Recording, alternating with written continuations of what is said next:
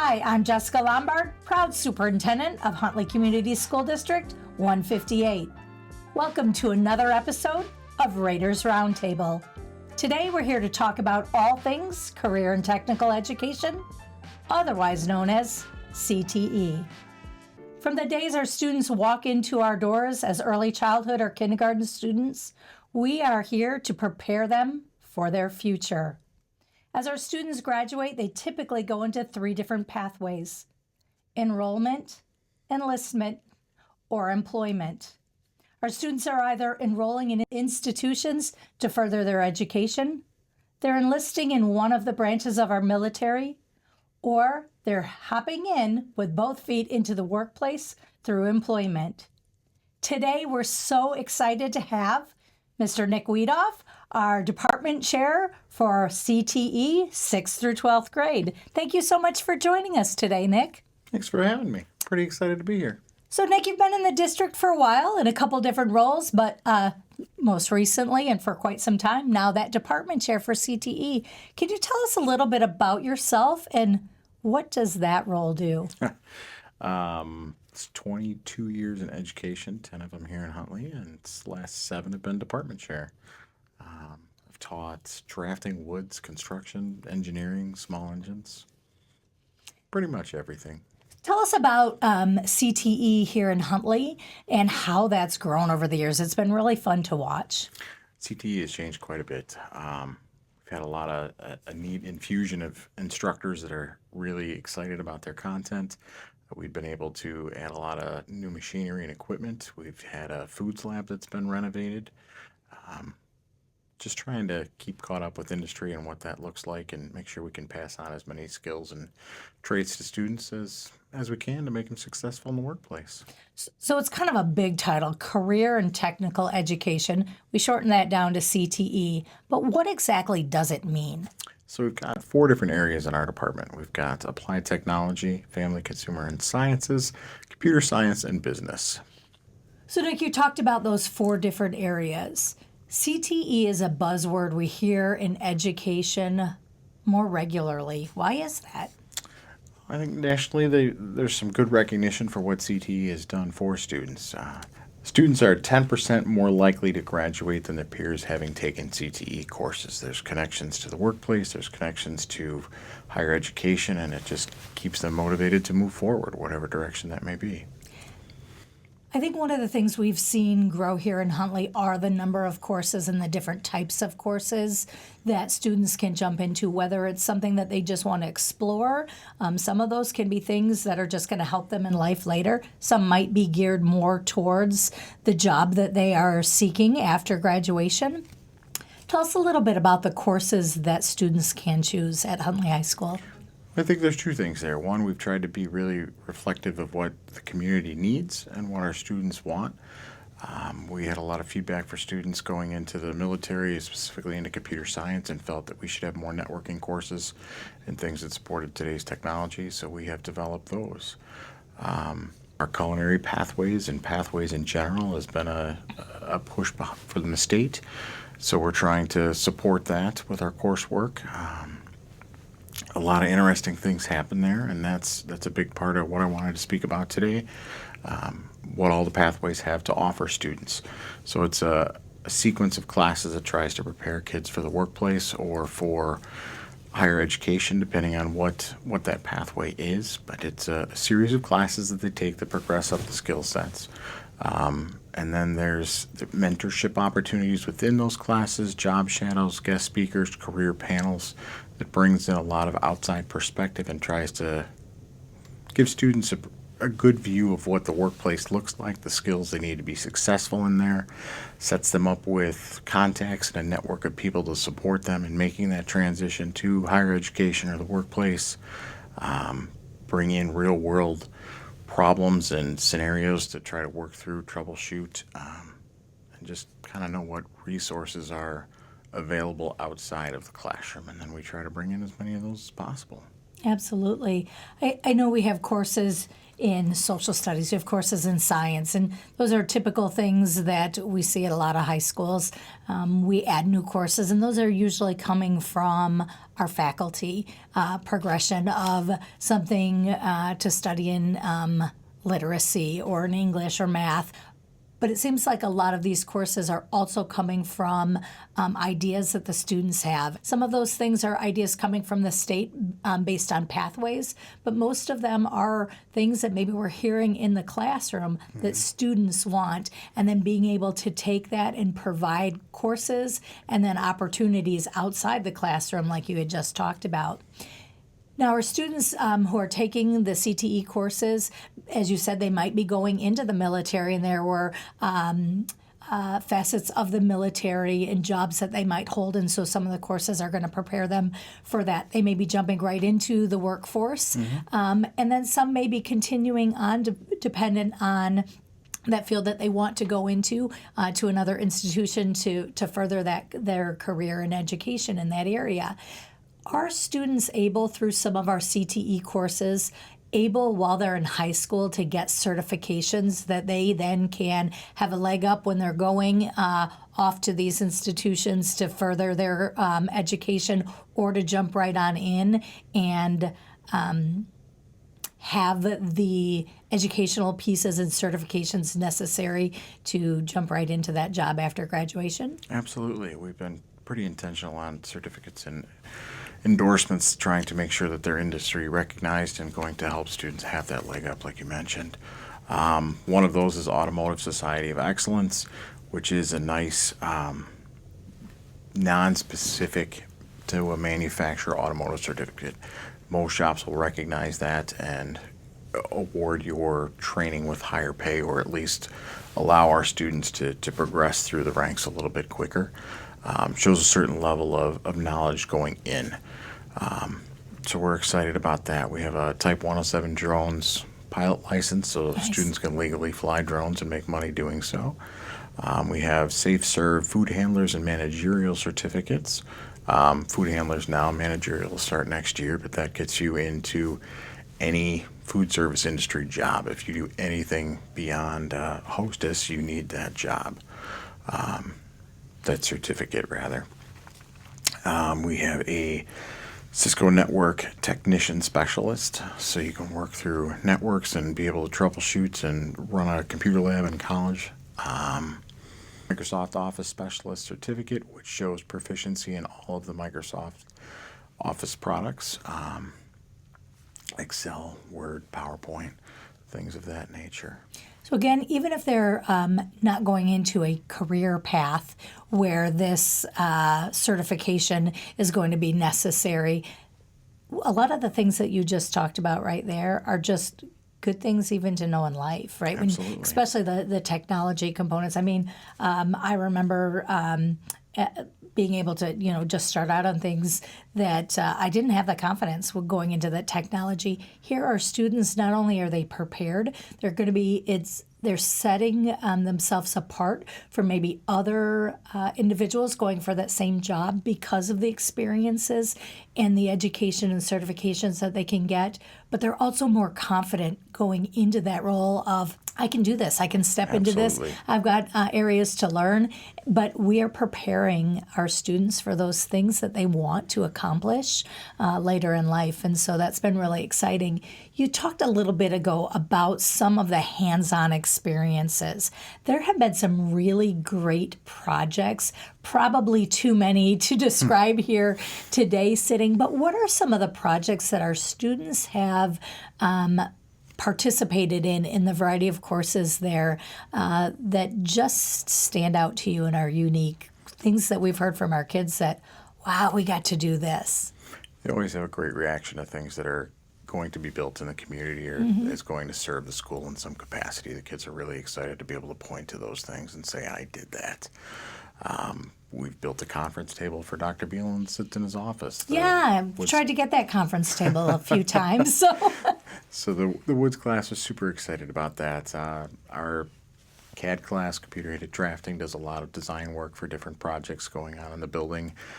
That's where our initial ideas for the food lab renovation came from. I came in, measured out space, figured out what it could become, and got some 3D drawings to be able to present. I get the ball rolling there. The soccer dugouts, softball shelters, track sheds. We built a shed to store the outdoor lifts that the Education Foundation got for us. Yeah. And that was even a cool project there, too. Our geometry and construction class got to partner with the electrical union and do an install of solar panels on the roof, which That's is excellent. something we wouldn't have been able to do any other way. So that was pretty neat to work alongside professionals. So there are things as we drive onto our campus, hopefully as we drive through our community in the future, where we're going to be able to see some of the work that our students have actually done. And that sense of pride has got to be something besides, while we're learning these skills, the pride that they're able to produce things that are going to benefit future students in our school district. Absolutely. Nick, you've also partnered with some of our other more traditional classes to turn them more from maybe a traditional math class into taking some of the skills of building. You've done a little bit of that with our math department. We want to talk a little bit about the GeoCon course. So geometry and construction is 2 periods. It's 1 hour of geometry, 1 hour of math, and it's basically the application of all of that math skill in the workplace. It's a really neat dovetail there where geometry just seamlessly fits into construction. Translations and spacing of rafters and studs and how things just function in the building, how loads are transferred, and figuring out volume and linear feet and all of that. You actually get to go out and use, and it's math in the wild, as Mr. Allen would say. That's how he says that. Well, I know we still hear it. I remember hearing it when my kids were younger. We hear it as we walk through schools. When am I going to use this in life? And that's a 100%. perfect example of when you might be utilizing that, in life experiences. And so I think that even if someone is not going into the construction business, we've heard students wanting to take that course just because the hands-on engagement piece, and it really dovetails, 2 different skill sets together. That's that hands-on experience that you talked about earlier. We've also seen some things. I'll give one example that came more recently, was putting together internships or mentorships that you had talked about earlier. And one of those, again, faculty, yourself, all sitting together to talk about how can we give an experience. And it was taking some opportunities, I believe, with our computer courses and doing some internships with our technology staff. Right. And so talk a little bit about that one. And are there any other internships or mentorships that really stuck out to you? So students are working with our mobile techs to go through and troubleshoot Chromebooks. When students return all of them and they've kind of met their life cycle, we're taking those apart, figuring out what still works on those that we could repair new Chromebooks with and replace faulty parts. So students are going through and being able to diagnose those, keep track of all the parts, and help do repairs. And then as they kind of progress through that, they're able to go on service calls and figure out what the rest of the mobile tech's job looks like as far as repairing teacher machines, troubleshooting network connections, laptops, projectors, all of that good stuff. So it's pretty exciting to see what that job looks like and where that could grow from there. But it's good to start in our building and fulfill needs there first. Absolutely. And again, it's impacting the rest of the student body that is at the high school and probably down in our other schools as well, as they're learning about those components there. Right. Nick, you talked about a variety of different courses, pathways, avenues through CTE. Is CTE suited just for one type of student, or are the CTE courses really something for everyone? It's pretty broad. We have classes that are going to help prepare you for college. We have college and careers, so you're going to write your essays, you're going to get feedback, search for what school is the right fit for you, whether that's a small school, large school, big city, whatnot. Look into future careers in military and figure out what those look like and what your options are beyond high school. We can get, as we've talked about, into computer science and coding. We've got students working on competitions right now for NASA, which is a pretty amazing opportunity there. Tracking the spaceship as it goes around the moon and trying to figure out what satellites best receive the signal. There's time lapse between connections and monetary cost to linking up with different satellites, and they need to figure out how to optimize that. We've been able to talk to NASA a couple of times and be able to troubleshoot with them, and it's a pretty amazing experience. We've spoken about geometry and construction and partnering with different contractors locally to be able to do different partnerships there. I spoke about the electrical union, but we've had electricians come in, donate time and equipment to us to figure out how to wire up switches and be able to immediately go out and use those skills. The fashion classes have a little black dress fashion show at Harper College, and we've sent students there to be able to show off their work and compete there. Our culinary classes, immediate certification there, and sometimes it's not even about the certification, it's just being comfortable in the kitchen and knowing you can provide for yourself. There is probably a course for every student in our high school. How do we make sure our students are aware of the different opportunities that we have available to them? Right now, I think our best strategy is word of mouth and making sure students are liking the experiences that they're getting, they're being challenged appropriately, and it's beneficial to them. So, Nick, we've talked that your role is as a department chair for 6 through 12. And when we look at CTE, we don't just start that or want to start that at the high school. What types of things are you discussing or looking into to bring some of this down into our middle schools? We've been pretty intentional about the electives that we're trying to offer in the middle school and making sure that it scaffolds up to what we offer at the high school. So there's some engineering classes in the middle school, there's art, there's culinary, music, band, foreign languages there. We also have some medical science classes there that pair well with our medical academy that we offer at the high school. We don't have a business connection yet. I'd like to get that in there, but we'll see.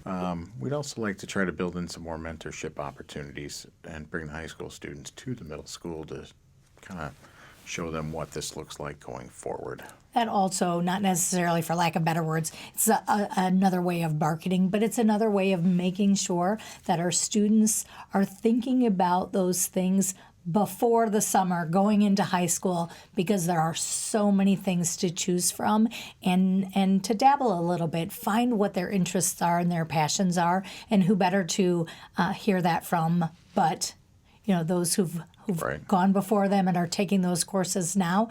They listen to us as adults, but they really hear what the high school students are saying to them. Having that connection, I think, is really important. Knowing Absolutely. faces, knowing someone that is similar to you that you can look up to and emulate. Yeah. So you talked about the NASA project, and the students came down and they were sharing this with a third grade class.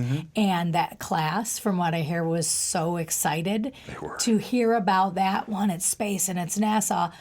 But two, these high school students were coming down and showing their excitement. And that was our third grade class. And I'm going to believe that they're going to remember that as they go through, thinking about, I wonder if I could do that. Is that something that I'm interested in? So, Nick, what are the goals of CTE? We have two goals. One is to provide, in the short term, experiences for students, mentorships, career panels, discussions, anything that brings the workplace into the classroom to allow students a better understanding of what it's going to look like. Try to get as many hands-on projects as possible that emulate work that's happening in the workplace. Excellent. That could be from designing conveyor belt systems that we're working on now to marketing projects and current advertising trends and things of that nature. Long term, we would like to set up relationships where students are being mentored by companies, by employees, trying to get students into the workplace, whether that's a field trip or a project. Recently, we were talking to Scott Forge at one of our engineering presentations, and they said long term their company is hoping to get to the point where 80% of their new hires have already worked for the company in some capacity and been in the workplace. So we would like to be a part of that solution, bringing students back to the community, whether that's immediately after high school graduation or they've gone on and gotten their college degree and they're looking for that first point of employment and they already have a network of people to support them and they can come back and fill jobs here. Last year, at the end of every school year, we have an opportunity where there are some mock interviews that are done. And 3 of the 4 students that I had done mock interviews with all were talking about some experiences that they had at the high school and some opportunities to connect with people outside.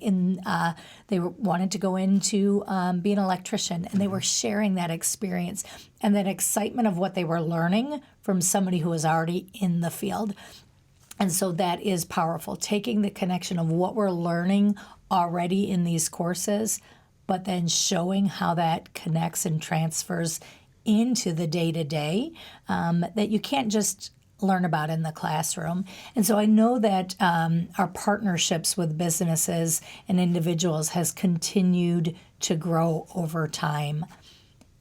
If somebody out there is listening or hearing something where they may say, maybe not me, but I know the perfect person who can do that, how do they contact you? What do they do? What's their next step? They want to be involved.